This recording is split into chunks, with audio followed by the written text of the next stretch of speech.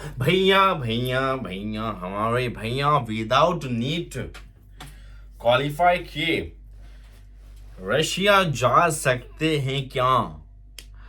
आप लोग इतना दिमाग क्यों लगाते हो?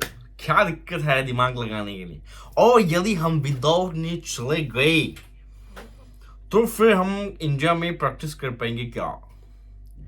विदाउट नीट जाने के बाद हम एफएनजी या नेक्स्ट एग्जाम दे पाएंगे क्या? सर्वप्रथम आप लोग वीडियो को जब भी ओपन करते हैं तो लाइक कर दिया करो। सब फटाफट जाइए, हल्का सा बैक जाइए, लाइक करके आइए वीडियो को।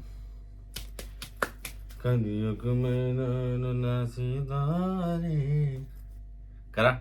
चलिए, नहीं करा होगा तो भी आपसे फिर से एक निवेदन है, करिए। और जिन्होंने कर लिया है उनको बहुत बहुत धन्यवाद।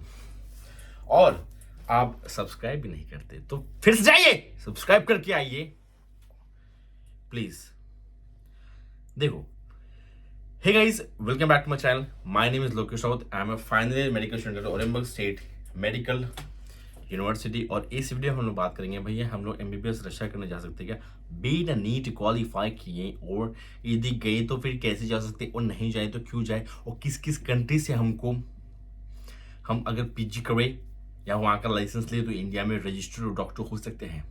इन विषयों पे आज चर्चा होगी। सबसे पहले आपको पता होगा कि एनएमसी ने एक क्राइटेरिया बनाया कि यदि आपको इंडिया में आके अभी फिलहाल तो जो एफएमजी हो रही है वो, और अगर इन फ्यूचर कभी नेक्स्ट आती है तो वो तो या तो कभी भी एफएमजी और नेक्स्ट नहीं होगा, या तो एफएमजी हो रहा है तो एफएमजी होगा, और जिस दिन नेक्स्ट आ गई उस दिन एफएमजी भी नहीं होगी और नीट पीजी भी नहीं होगी। ठीक है, ये जो नेक्स्ट एग्जाम है वो एफएमजी को रिप्लेस करेगी और नीट पीजी को भी। और अगर जब तक ये नेक्स्ट नहीं आती तब तक ये दोनों चलेगी। अगर ये आ गई तो दोनों हट जाएंगे, सिंपल लॉजिक। अभी ये दोनों चल रहे हैं, पहले आदमी एफएमजी देता है, एक साल इंटर्नशिप करता है, ठीक है, और फिर उसको नीट पीजी करनी है, नीट पीजी करता है। अभी नेक्स्ट नहीं आई, लेकिन अगर नेक्स्ट आ गई तो आदमी सिर्फ नेक्स्ट देगा, ये भी नहीं करेगा, ये भी नहीं करेगा। ठीक है, बाकी इस पर डिटेल वीडियो मैंने बनाई हुई है। इन फ्यूचर में कभी और मेरा मन किया तो मैं बना दूंगा। ठीक है, सो आप एनएमसी बोलते हैं कि भैया आप जाइए, और अगर आपको एफएमजी एग्जाम देनी है तो आप नीट क्वालिफाई करके जाइए। हर साल का क्राइटेरिया कट ऑफ का अलग होता है। इस साल का जो सबसे पहला रिजल्ट आया था उसके हिसाब से ओबीसी को, मतलब ओबीसी या रिजर्व कैटेगरी, जो भी reserve category ST SC NT OBC, जो भी रिजर्व कैटेगरी है, जनरल कैटेगरी छोड़ के, उनके लिए 129 कट ऑफ था। 129 अगर आपको मार्क्स है तो आप क्वालिफाई हो और आप रशिया जाओगे, 6 साल बाद आओगे तो आप एफएमजी एग्जाम, या अगर नेक्स्ट हुई तो नेक्स्ट दे पाओगे। ठीक है, अभी मैं हमेशा बोला कि क्वालिफाइंग मार्क्स हमेशा चेंज होता है, और जनरल का जो 2024 का फर्स्ट रिजल्ट के बाद का जो कट ऑफ था वो 164 था, हाईएस्ट टिल डेट। इतना कभी नहीं आया था, और ये पता नहीं बढ़ा क्यों अचानक से। बट यदि आपको अगले साल क्वालिफाई होना है, आपको रशिया में एमबीबीएस की पढ़ाई करने आना है, हर बच्चा अपने लिए 200 मार्क्स का एक क्राइटेरिया सेट करे।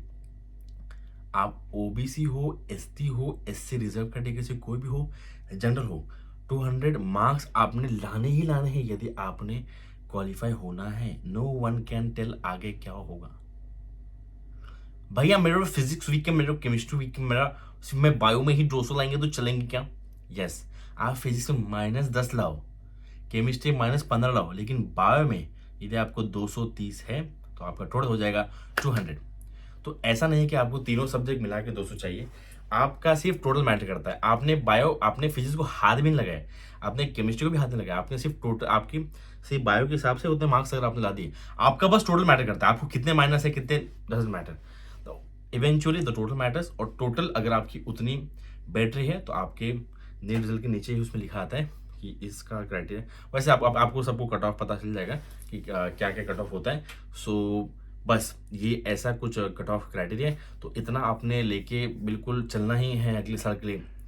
इस साल का तो ठीक है, बट अगले साल यदि आप सोच रहे हो तो भैया मैं 150 लाऊंगा या लाऊंगी तो हो जाएंगे, तो नहीं होंगे। आप 200 कटा के तभी होंगे, नहीं तो नहीं होंगे।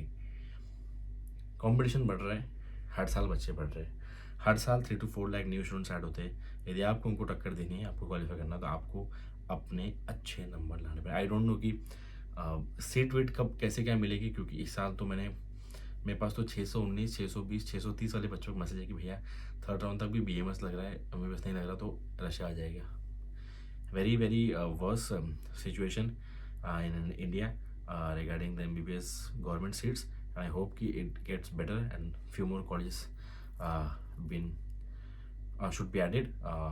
बाकी बट वही है कि अपना इतनी लोक संख्या है कि आप कितना भी कर लेंगे, आप साल के 10 भी नए कॉलेज खोलेंगे तो भी वो कम ही पड़ेगा। सो इतना है, इसलिए बाहर अब्रॉड MBBS के लोग आते हैं क्योंकि उनका जनरली यहाँ 20-25 लाख में MBBS सारा खत्म हो जाता है।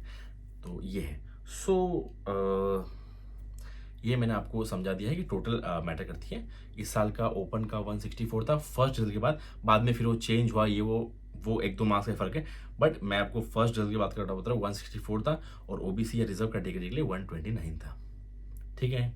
अभी भैया यदि हम क्वालिफाई नहीं होते, यदि हम भैया क्वालिफाई नहीं हो रहे तो फिर क्या करें? तो आपने क्या करें, आपके पास क्या ऑप्शन है भैया? बिना नीट क्वालिफाई किए हम लोग रशिया, अब मेरे को पता चल रहा है भैया मैं क्वालिफाई नहीं हूँ तो मैं अपना एक ईयर वेस्ट नहीं करना चाहता, मैं चाहता हूँ कि मैं एडमिशन ले लूँ। तो आप एडमिशन ले सकते हैं। यस, अगर आप नीट क्वालिफाई नहीं भी है तो भी आप एडमिशन ले सकते हैं। कैसे?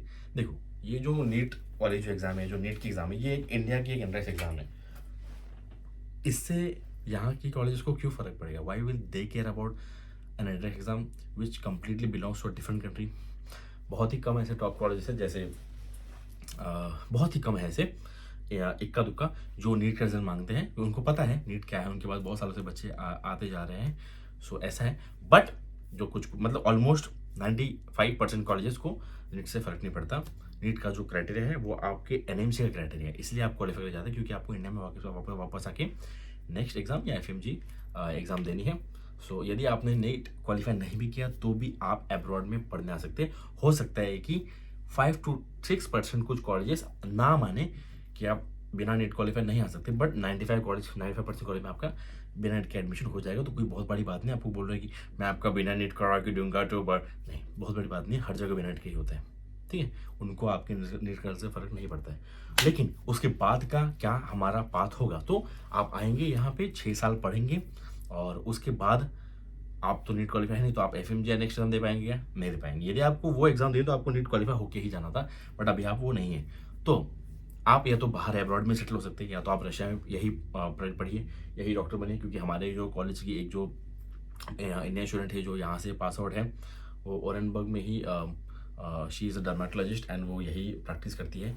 सो वही यही इनका घर वर है, she settle down here and so बाकी और भी बहुत सारे लोग हैं जो मॉस्को में काम करते हैं।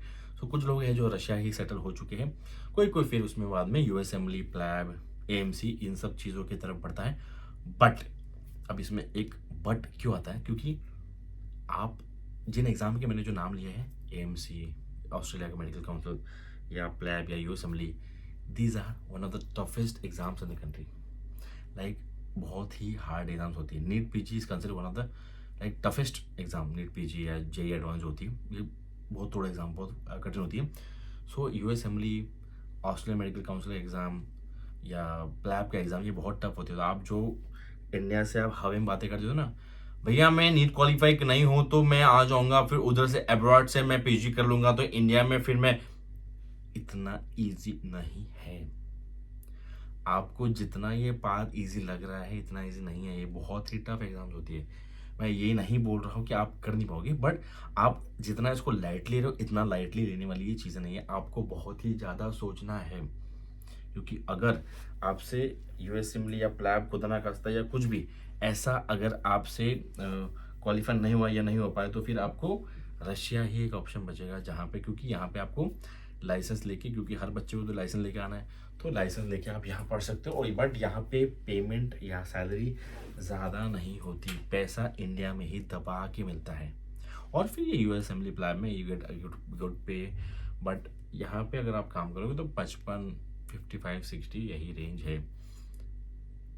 और अब्रॉड में रहना ही पड़ेगा। रशिया का ये सब इतना कोई हाई फाई नहीं है कि आप यहाँ, हाँ ठीक है UK है, मान लो ऑस्ट्रेलिया, US, ये सब लाइक टॉप नॉच है, बट यहाँ पर उतना नहीं है अच्छा मेडिकल सिस्टम। सो ये सब सोचना है।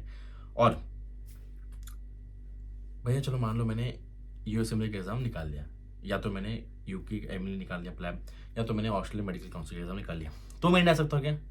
देखिए, ऐसी 5 कंट्रीज है जहाँ से पीजी करें आप या जहाँ का लाइसेंस लाए तो आप इंडिया में रजिस्टर्ड डॉक्टर हो सकते हो, क्योंकि इंडिया में उन सब कंट्रीज के मेडिकल डिग्री को या पीजी को या उनके लाइसेंस को मान्यता है कि चलो भाई वहाँ से करके आओ तो ठीक है, हम लोग आपको इंडिया में रजिस्टर्ड डॉक्टर कर देंगे।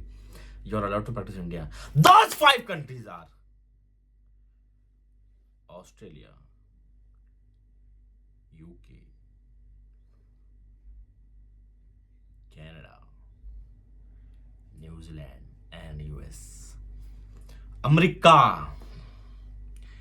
यूके, कनाडा, ऑस्ट्रेलिया और न्यूजीलैंड, जिनसे हम लोग हाल फिलहाल में टेस्ट में बहुत मार खा रहे हैं टेस्ट मैच में, इन 5 जगहों में से कहीं से भी यदि आप अपना पीजी कंप्लीट करते हो या आप लाइसेंस लेके आते हैं तो इंडिया में आप रजिस्टर्ड डॉक्टर हो सकते हैं। बट लेकिन यदि आपको इन सब जगह लाइसेंस मिलेगा तो आप इंडिया क्यों आओगे? तो यही तो बात है। यदि भाई कोई आदमी यूके एमएलए या यूएस एमएलए एग्जाम जैसे वो दे रहा है, वो पास कर लिया, तो बहुत ही ज्यादा पगार मिलता है, डॉलर्स में आप कमाते हो भाई, आप क्यों इंडिया आओगे? तो ये बात है कि आपको बहुत ज्यादा लाइक सेटल लाइफ एएमसी के बाद या यूएस एमएलए के बाद आपका बहुत अच्छा पगार होता है भाई। यू अर्न लाइक $1000 का, काफ़ी आप लाखों में करोड़ों में कमाते हो। सो यूएस में डॉक्टर्स या Australian doctors they get very highly paid. So उसके बाद आप इंडिया क्यों आओगे? बट मैं बस इन जनरल आपको बताना चाहता हूँ कि आप इंडिया में फिर आके रजिस्टर्ड डॉक्टर हो सकते हो, यू कैन प्रैक्टिस। अगर आपने ये सब एग्जाम निकाले तो कोई इंडिया आता नहीं है। बहुत ही फ्यू ऐसे होंगे जो आएंगे, बट नहीं है। अगर मैं भी होता तो भाई मैं वहाँ पे कमाता, यहाँ उड़ाता, है ना। कोई भी आदमी यही सोचेगा, बट वो किसी में होता है कि मैं अपने देश की जाके सेवा करूँ, तो वो सब ठीक है। बट सबके मन में होना होता है। बट फिर भी क्या है, सबके लिए पैसा मैटर्स, हार्श ट्रूथ। कोई भी अगर वहाँ पे अच्छा किसी को सैलरी मिल रहा है तो कोई भी आदमी वही काम करेगा, क्योंकि जिस हिसाब से डॉक्टर्स की हालत इंडिया में है, जिस हिसाब से उनको मारते हैं लोग या उनको कोई गोली मार के चला जाता है, कोई सिलेंडर उनके सर पर फोड़ देता है। सो इस पर मैं बहुत डिटेल वीडियो बनाऊंगा, मेरा बहुत मन है इस बारे में बोलने के लिए। India is not a safe place for doctors right now, बहुत ही खराब हालत चल रही है। सो आप कंसिडर कर सकते हो। बाकी अभी इमोशनल नहीं होते, इसके लिए अलग से वीडियो मैंने प्लान किया है जो मैं बनाऊंगा। बाकी बहुत धन्यवाद। सब्सक्राइब करके आइए। व्हाट्सएप नंबर मेरा यहाँ लिखा है, यदि आपको रशिया में एडमिशन लेना है, यदि और कोई भी डाउट है, यदि मुझसे संपर्क करना चाहते हैं, कोई भी समस्या है, तो आप मुझे व्हाट्सएप पे मैसेज कर सकते हैं। इस तरफ या तो इस तरफ नंबर आ रहा होगा, एक रशियन नंबर है, इसको +7 के साथ आप सेव करेंगे और मुझे जब मैसेज करेंगे, हेलो भैया मेरा नाम ये है, मैं यहाँ से बिलोंग करता हूँ, मेरा नीड्स ये है, मेरा बजट ये है, मेरा क्वेरी ये है, इस तरीके से आपको मैसेज करना है। बट यदि डायरेक्ट आपने कॉल कर दिया, हाँ भैया यार कॉलेज, नहीं भाई तुम हो कौन ये तो बताओ। मैं तो 628 वीडियो मेरी है ना, मैं हर वीडियो में अपना इंट्रोडक्शन देता हूँ। Hey guys welcome back to my channel, my name is Lokesh Raut, I am a 6th year या फाइनल ईयर मेडिकल स्टूडेंट। मैं हर बता रहा हूँ ना। फिर आप तो जब पहले वो मैसेज करते हो तो आप अपना इंट्रोडक्शन दे सकते हो। बहुत धन्यवाद आपका, शुभ रात्रि।